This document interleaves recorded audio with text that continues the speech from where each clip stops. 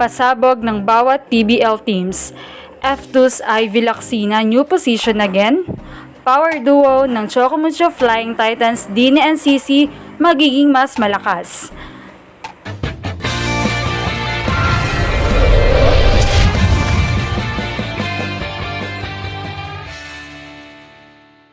What's up, Volleyball Nation? Welcome back to my YouTube channel. Narito ako para magbigay sa inyo ng updates tungkol sa mundo ng volleyball. Pero bago yan, don't forget to subscribe and hit the notification bell para updated ka sa aking mga videos. Sa papalapit ng PBL All-Filipino Conference ay painit na ng painit ang mga pasabog ng bawat PBL teams. Bagong team, bagong recruitment ang ganapan. Kaya narito ang ilan sa mga pasabog news ng bawat team. Para sa Petrogas Angels, pagbabalik ni Rania Musa, inaabangan. Si Rania Musa nga ay isang middle blocker na dati na ring miyembro ng Angels. Ayon nga sa mga fans ay malaking contribution ang pagbabalik ni Musa, lalo't malaki ang maiaambag nito sa blockings. Dahil noong nakaraang conference nga ay butas na butas ang blockings ng Angels dahil sa pagkawala ni MJ Phillips. Gayun din ang addition sa matibay na depensa ng team, ang pagdagdag ni Baby Love Barbon na dating miyembro ng Photon Tornadoes. Bagaman bigo ang Photon sa naging kampanya nila noong nakaraang conference, ay makikita naman kung gaano kahusay si Barbon pagdating sa depensa at naging lethal defender talaga siya sa team. Para naman sa Team Cherry Tigo, Doorknob Shaya Adorador at Jasmine Nabor, balik Cherry Tigo na.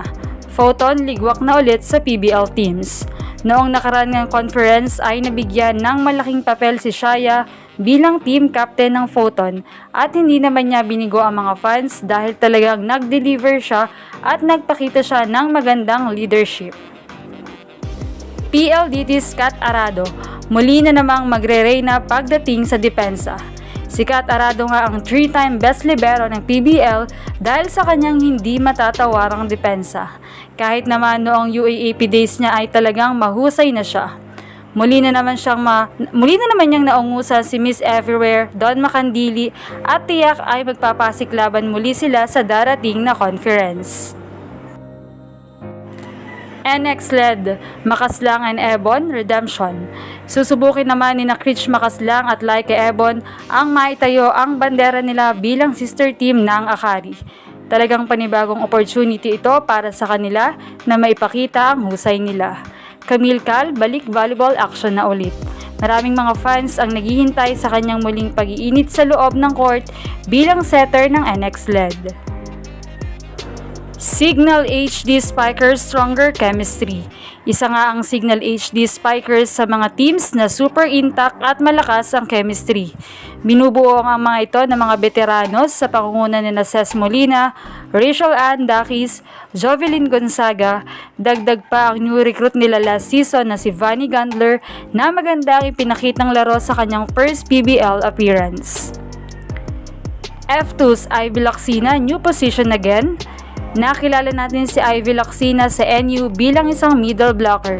Subalit nawalan siya ng spot dito na nag-join siya sa F2 Logistics dahil nandoon ang veteranong middles na sina Chang Abi Maranyo at Majoy Baron. Kaya na-convert siya bilang open spiker. Subalit, ngayon ayon sa ilan sa mga insider sa volleyball ay may bago na naman daw position itong si Ivy. Kaya naman excited ang mga fans kung ano naman ang bagong ipapakita nito. Trisha Tubo from Farm Fresh, big comeback at paniguradong babawi ito ngayong conference dahil tila nalibago ito noong nakaraan dahil kung tutuusin ay biglaan ang kanyang pag-alis sa Adamson at pag-join sa Pro League. Akari's Justine Nazareno, much-awaited first PBL appearance. Isa nga rin sa nakakabiglang balita ay ang pag-alis ni Justine sa De La Salle upang subukin ang kanyang karera sa Pro League. Matatanda ang maraming mga fans ang nanghinayang dahil isa raw si Justine sa naging key ng De La Salle para ma-dethrone ang corona sa NU. At malaki pa raw lalo sana ang chance ng De La Salle na ma-defend ang title kung nanatili pa si Justine. Pero knowing Coach Ramil system ay kayang-kaya nila iyon. Choco Mucho, Sisi Rendina at Dina Wong, Stronger Connection. Sa unang pagkakataong nagkasama sina Dina at Sisi ay pinakitaan na agad tayo ng kanilang magagandang koneksyon at lalo pa itong napatunayan nang manalo sila ng bronze medal sa VTV International Women's Volleyball Cup sa Vietnam. Kaya naman ayon sa mga fans ay kaabang-abang muli sila sa susunod na conference. Kyle Negritos as the main setter of Creamline. Sa pag-alis nga ni Gia ay talagang nakaatang kay Kyle Negrito ang bagong role nito bilang main setter at magiging utak ng team. Kaya kahit sobrang pressure ay talagang kailangan niya ito dahil kailangan din ng kanyang team. Tanong naman ng marami ay mapapalabas raw kaya ni Kyle ang husay ni Celine Domingo knowing na busog lagi si Sed sa mga sets ni Gia. Anong masasabi niyo rito? Leave a comment below.